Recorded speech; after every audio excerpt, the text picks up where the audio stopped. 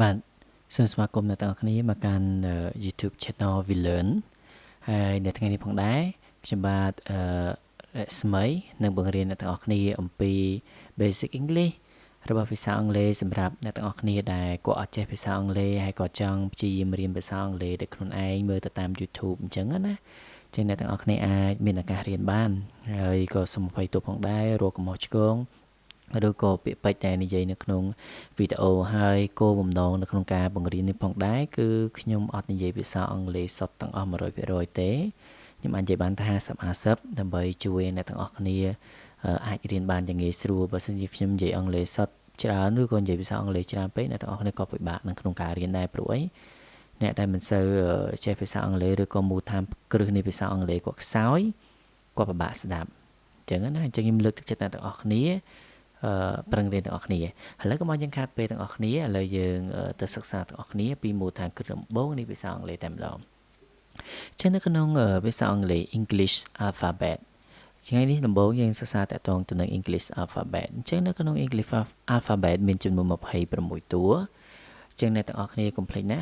នៅក្នុងភាសាអង់គ្លេសយើងមានទាំងអក្សរធំនិងអក្សរតូចហើយនៅក្នុងអក្សរទាំងអស់ហ្នឹងវាសុទ្ធតែមានសំឡេងរៀងៗខ្លួនរបស់វាហើយក្នុងមួយអក្សរមិនមែនមានតែមួយសំឡេងទេវាអាចលើសចាប់ពី2សំឡេងឡើងទៅ3សំឡេងឡើងទៅ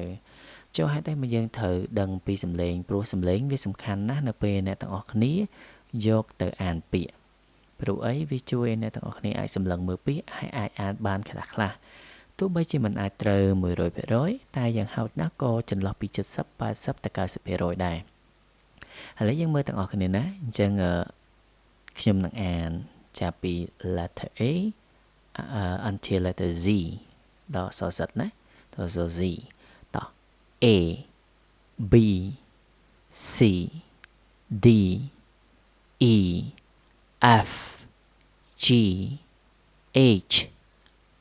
I J K L M N O P Q R S T U V W X Y Z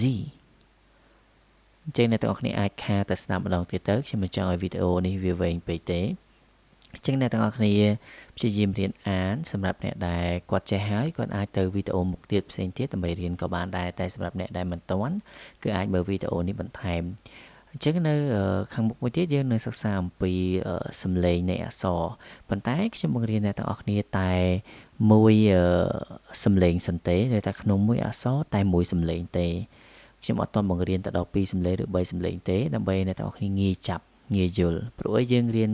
អក្សរបណ្ដាយើងចាប់ផ្ដើមរៀនប្រកបខ្លះបណ្ដាតែម្ដងវាមានភាពងាយស្រួល